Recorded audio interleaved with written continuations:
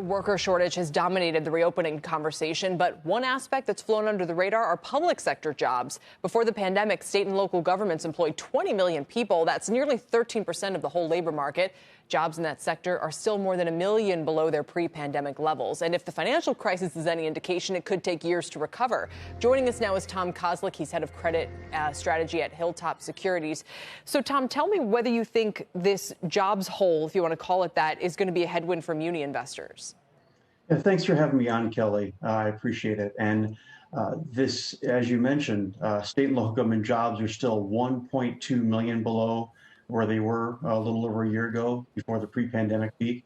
That being said, I think that the Rescue Plan Act funds, the $350 billion for state and local governments, the $130 billion for schools, and some other money that's going to be flowing to public finance entities. I think that the rescue plan money is really going to help bridge that revenue gap, unlike, as you mentioned, what we saw just after the Great Recession. So do you think that these jobs will be filled very quickly and that will kind of forestall any issues here? I mean, what are investors' concerns that, I'm just curious, what kind of headwinds they think this creates?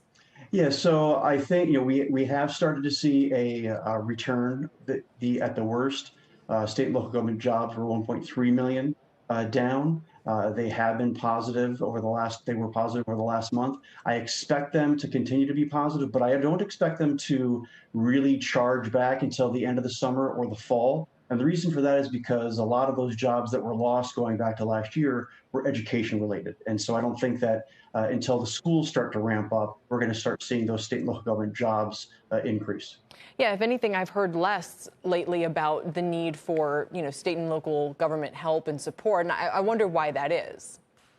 Yeah, I think that one of the things that is happening, literally as we speak, is that state and local governments are reviewing how much money it is that they've received, and they're either continuing to put together or finalize plans of how it is that they can spend that money over not just for this budget cycle, but for future budget cycles as well.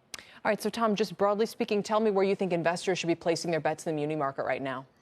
So what we've done over the last month or so is we've raised our sector outlooks to stable on almost every sector: state and local government, schools. I think that credit, this Rescue Plan Act money has really provided a substantial boost to overall credit. And so I think that there are several sectors that are going to be the beneficiaries of that. Such as, where exactly should people be looking? I think that not only on the geo side, but I think that on the revenue bond side, there are sectors like airports really not only took a hit, but the reputation of airports is really uncertain. I think that transportation, and I think that's really changed. I think even over this past weekend, we saw there are a lot of people traveling, and I think that the travel boom, or it's not just going to be a travel rebound, it's going to be a travel boom. I think that's going to help airports. I think that's also going to help other revenue sectors like transportation.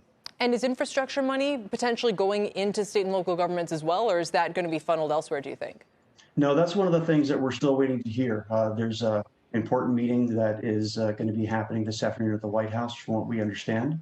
And I think that there is absolutely the potential for whether or not there is something that happens on a bipartisan basis, or even something that happens through budget reconciliation. There's absolutely going to be a substantial impact from state and local governments from something that happens on infrastructure. Yeah, certainly I can see why that changes your view. Tom, thanks for being here. Tom Kozlik. Shepard Smith here. Thanks for watching CNBC on YouTube.